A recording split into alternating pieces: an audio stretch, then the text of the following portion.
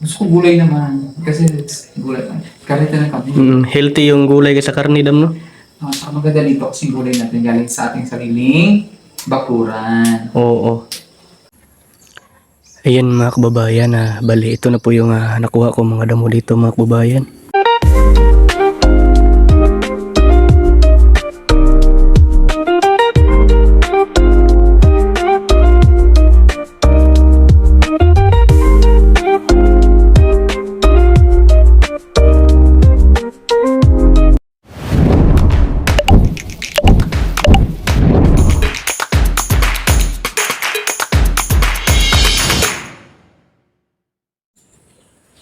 Ayan mga kababayan, magandang araw po sa inyo. Kumusta po kayo mga kababayan? So ngayon ay maglalaba po ako mga kababayan. Dahil marami na po akong labahan. Kailangan na po labhan, yan, no? Para may masuot tayo ng mga damit. So yan po. Bali po mga kababayan, ito po yung mga mineral water kanina, yung mga empty na nilagyan ko ng tubig. Inimbakan ko po ng tubig para may magamit kung sakaling mawalan po ng tubig dito mga kababayan. Kasi nga nabanggit ko kanina mga kababayan na minsan dito pag umaga ay namamatay yung tubig, kung minsan ay mahina. So mabuti na may ano tayo dito para kung sakaling mawala ng tubig, may magamit po dito. Ayan, no? So ayan po, ito po yung labahan kong mga kababayan. Sobrang dami na po yung mga damit na labahan mga kababayan. Kailangan na po maglaba na po ako ngayon para may magamit na damit. So yun po. And then madali lang po yan na labahan mga kababayan dahil may washing machine naman po tayo dito na magagamit natin sa paglalaba po. So ayan. At ako po ay maglalaba na. Ayan mga kababayan, at ako po ay tapos na pong naglaba. Kaya magpahinga muna tayo saglit at magdadamo ako ngayon ng halaman dito mga kababayan. Kasi nga ay may mga damo na mga maliliit, kailangan kunin para maganda tingnan yung mga damo dito. So ayan. Yan po yung gagawin ko ngayon mga kababayan. Kasi nga ay wala pa akong ginagawa. So bored naman yung life mo pag wala kang ginagawa. Kaya magdadamo na lang po ako mga kababayan. So yan po yung gagawin ko ngayon. Ito po muna yung unahin ko po mga kababayan. Yung dito. Kasi nga ay mga mahaba na yung lumagpas na. So kailangan i-trim para maganda tingnan ng dito, mga halaman dito. Yan, no? Ito po yung unahin ko bago ako magdadamo po mga kababayan.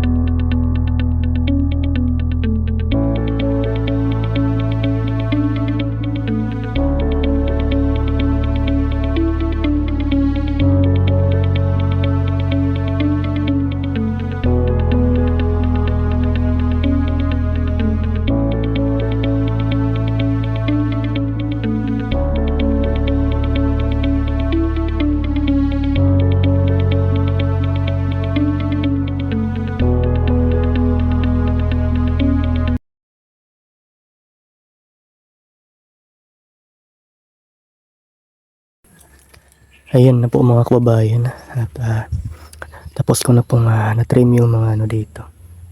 Ayan. Ayan. Hindi na katulad ng dati na maraming lumalagpas na mga mahahaba na mga ano niya, mga sanga-sanga. Ayan, no. Ganda na. Ayan.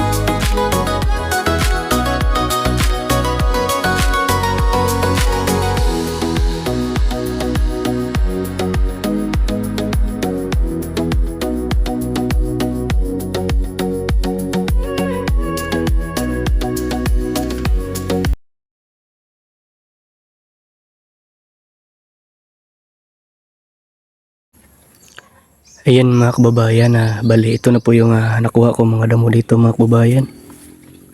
Sobrang dami po at may saging din tayong pinutol. Dito ko po yung nakuha sa may tapat ng pader po mga kababayan, sa may bakod. Dito sa may mga ano nito, puno ng mga kawayan. At yung iba ay doon sa may mangga, doon sa tapat ng bahay. Diyan po sa itaas ng diyan sa may gilid ng hagdanan po, yung mga kawayan na yan, no. Diyan po yung iba nakuha. Kahit maliliit lang po yung mga damo mga kababayan, pag naipon po yung lahat katulad nito ay talagang napakarami po. Lalo na pag hindi mo ma-maintain yung mga damo, talagang tutubo ng husto po mga kababayan. Kahit araw-araw ka pang magdamo dito mga kababayan ay talagang may mga damo pa rin tutubo. Kasi nga ang dami ng mga halaman dito, hindi mo madaling damuhan lahat. So ngayon po ay hapon na At napaka-relaxing lang pong magdamo mga kababayan. Gawa nga ng wala na pong araw, hindi na po mainit. So, parang ano lang ba, katuwaan na lang yung pagdadamo namin dito or pagdadamo ko dito mga kababayan. Dahil ito po yung trabaho ko dito. Ang paglinis sa paligid ng PB House at sa loob ng PB House po mga kababayan. Gaya kanina ay nagano ako. Nagpunas ako sa mga sahig at sa terrace po mga kababayan. At tinulungan din ako ni Madam Yula. Siya po yung nagpunas sa mga grills po doon sa loob po. Ayan. Nandyan po si PB. PB. Si PB po mga kababayan mailap po sa mga tao. Hindi kagaya ni Aso na talagang madali lang lapitan. Itong si PB pag lalapitan mo talagang tatakbo. Parang takot siya sa mga tao mga kababayan. Kahit ako nga ako yung nagano ng mga aso dito, nagpapakain kay PB. Talagang mailap pa rin sa akin mga kababayan. Pero mabait man po yan si PB mga kababayan. Hindi naman po yan mga kagat. No? Si aso din mababait. Kaya lang makulit minsan. PB, halika rito. Allah, may kinain na Ang ganda ng mga kababayan. Yung clouds. No? Napakaganda tingnan. Napakagandang tanawin po.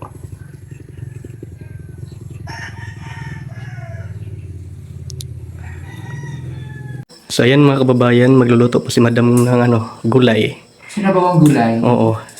It's parang pakbet siya pero may sabaw. Kasi nilagyan ko ng malunggay. Oo. Gusto ko may malunggay talaga sa gulay. Kasi sawa na sila sa karne, sabi ni Lord J. Sabi ko ngayon, anong gusto niyong ulam? Sabi ni Lord J. Gusto ko gulay naman. Kasi gulay lang. Karita na kami. Healthy yung gulay sa karne, Dam, no?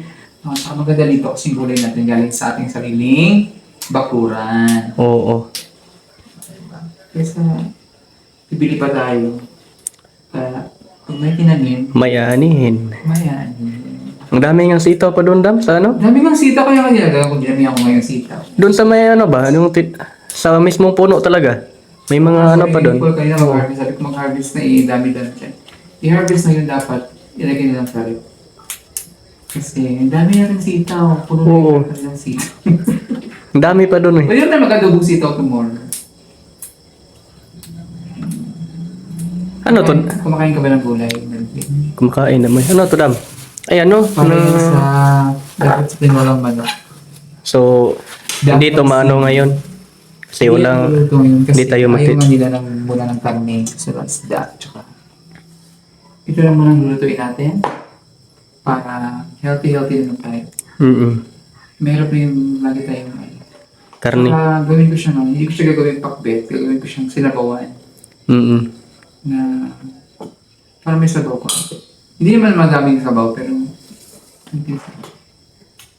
parang okay. Ayan. Siyempre, May kamatis. may kamatis. Pero magpiprito muna ako ng isda kasi gusto ko haluan siya ng isda. Pritong isda.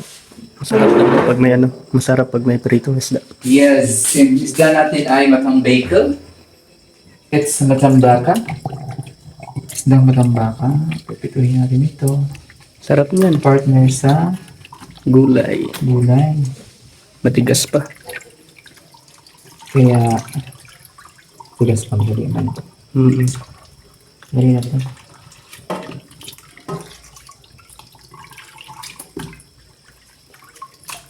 Diba?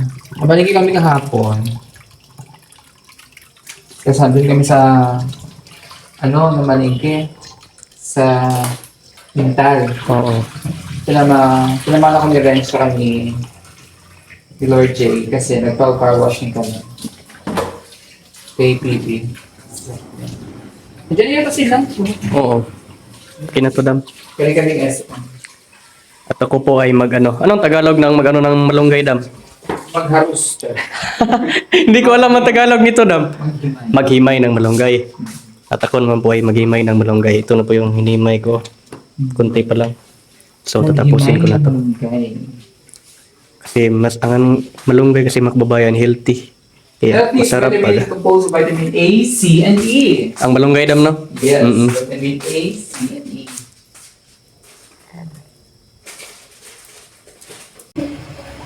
Ayan mga kababayan, ito po yung loto ni Madam.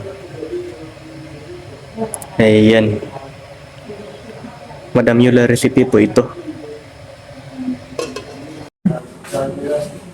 Magtiti ka, Dam? Titi. Yes. Inom ka ng tea? Milk tea or anong klaseng, anong tea ba yan? It's a tea, it's a herbal tea. Herbal tea? Pampano yan, pampababa ng kinain ko. Di ba gaganahan ka din yan matulog? Yung sabi mo? Yes. Inom din ako niyan ngayon. Para meron kang... Meron pa doon, Madam? Meron pa rin. Pero, hindi yan. Itong lagay. Yung Lipton tea yan. Lipton tea. Ito? Lipton tea. Yellow. Yellow. Yung yellow tea. Yung yellow tea. Saan dito, Dam? Yan. Yan dito sa Dam? Baba, Dam? Kito? Yes. Tapos tayo magkakaroon din. Inom din ako nito ngayon mga kababayan kasi daw kapagana daw ito matulog. Anong inihalo mo, Dam? Gusto nilaluan ko siya ng garlic. Garlic lang? Hindi na lalagyan ng asukal? Wow, brutal. Ayun, gusto naman nagyan ng sukal yan. TG na kailangan ng sukal. Maraming tao, no? Pero ngayon ba din ng din? Pero minsan nilalagyan ko siya ng garlic. Garlic. Kasi itong pababa yung cholesterol. So yun na, bye-bye. Ngayon, may luya yan, wala? Wala. Ano lang siya? Tilang talaga. Tilang at saka ininit na tubig.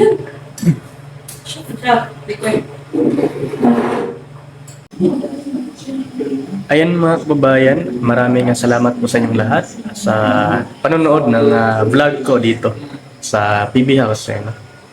So, hanggang dito na lang po mga kababayan. Ingat kayo palagi at God bless po sa inyo. Bye-bye!